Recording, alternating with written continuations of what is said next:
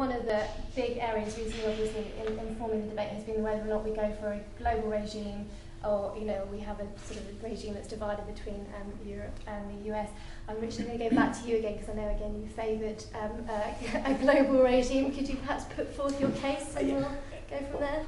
I think what we consistently said was that we wanted this to be done. By this I mean an approach to clearing of credit default swaps on a globally coherent basis, and we generally favour a globally coherent approach to any matter of organisation and regulation. I mean, we are a global organisation. We have a globally applicable master agreement which provides bilateral closeout netting. What you have to analyse when you're looking specifically at clearing is there's a trade-off there, and this is what the debate in the European Union and in North America highlighted. There's a trade-off between regulatory oversight and maximum efficiency. Mm-hmm. Anthony, do you have anything to add to that? Well, I do. I mean, in the sense that, and I share very much Richard's view about a global solution is probably the preferable one, because this is a global marketplace, and everyone wants to maximise set-offs and netting to the best possible extent. On the other hand, you do need competition. If competition is good, and as a general rule it is, what sorts of things would competition promote amongst clearinghouses? I can give you a couple of examples.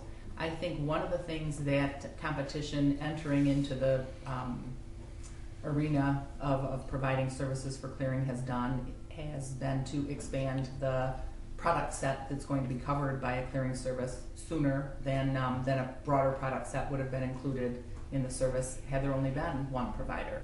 Yeah, I think absolutely. I think pretty much all aspects apart from risk management, we never compete on risk management. Those standards are kind of sacrosanct, but in terms of price, obviously, in terms of product diversity, I think CDS is rather different than some other markets where conventionally we'd actually compete on product innovation, so we'd look to create new products. I think with CDS the market's developed, so it's become a huge market, and now we're looking to clear it after it's grown to that size. So I don't think there's any appetite for real product innovation, but all the usual competitive aspects I think are very legitimate. With the creation of multiple CCPs for CDSs, you're actually creating a lot of upfront costs for your members, presumably.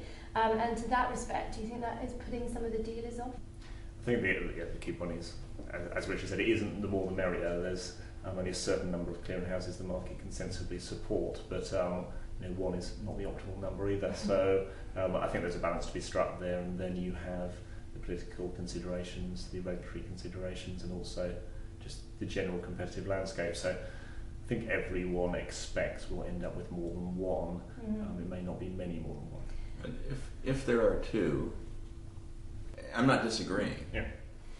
Dealer A wants clearinghouse 1, dealer B wants clearinghouse 2, they trade with each other. How does it work?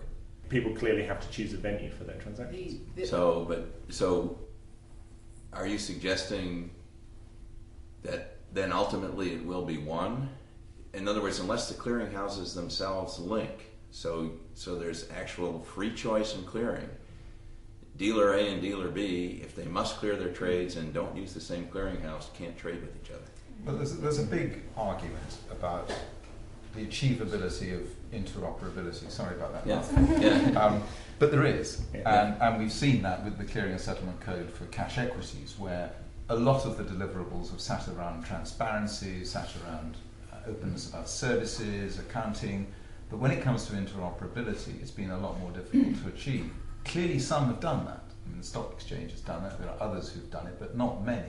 And could be a lot more difficult to do in the CDS space and the general derivative space than it is with cash equities.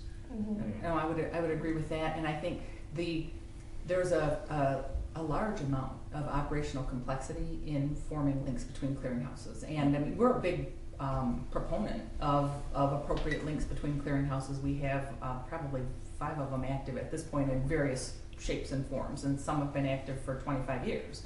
So we're a big proponent of those type of links where they make sense, but if you create a web of interlinked clearinghouses, that raises the operational complexity for everyone who participates in the market.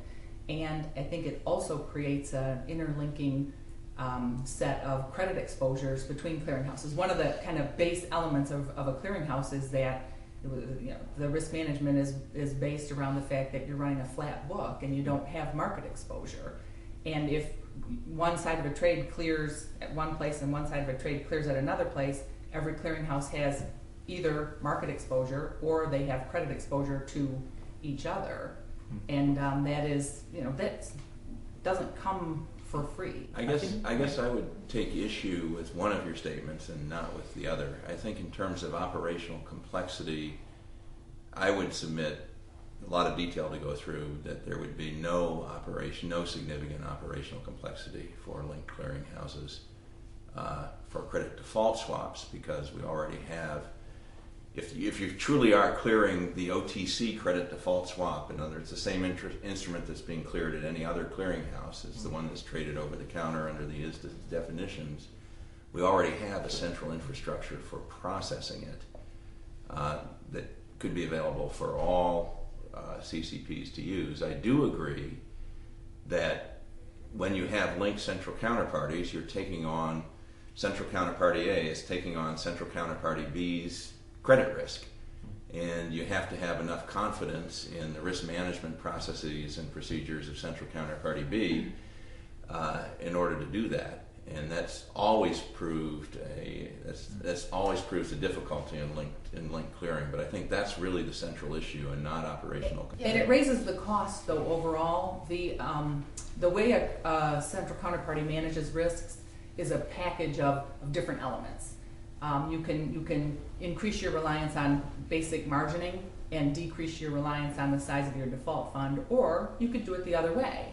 And so what ends up happening is clearinghouses will have slightly different mixes of how they optimize their risk management, and when you create links between them, what you often end up with is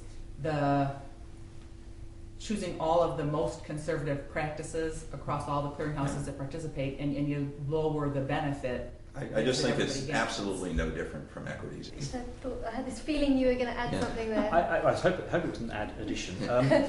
I was really going to just elaborate, though, on the theme that Peter identified, which is that where you have interaction between two clearinghouses, it's not just two entities, two standalone entities, it's all the entities that link into them. So you're actually linking two systems in a way, not in the IT sense, but in the sense of a credit system and the interactions between those pools. And that could be quite an interesting challenge to model.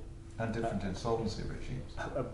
Without even getting into that, but yes, absolutely. And completely flies in the face of some of the arguments that are being made for why it's important to have a European-based clearinghouse or a US-based clearinghouse in particular. Because not made by us. I guess I wouldn't deny that there are difficulties. All I was trying to put forward is that the difficulties and considerations are no different for stocks and options and typical exchange-traded items than they are for credit default swaps. But what is different when you get into derivatives clearing is that it's not just about that DEVP sort of world that you have in securities clearing. You're talking about exposures that have a lifetime, a long lifetime, and need to be modelled very carefully.